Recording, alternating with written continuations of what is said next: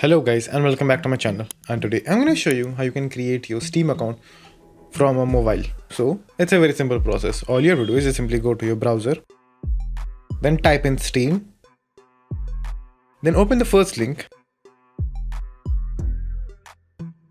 then just simply click on the hamburger icon at the top left corner, then click on login.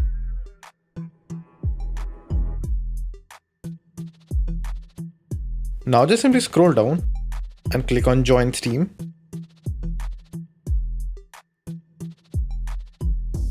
Now over here just simply enter your details like email address and country and etc.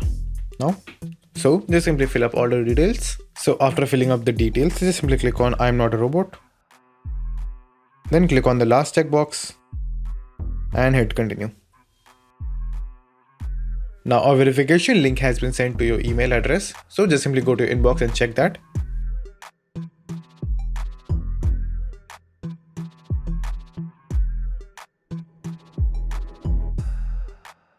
So as you can see over here, I have received the mail from the Steam. So open it.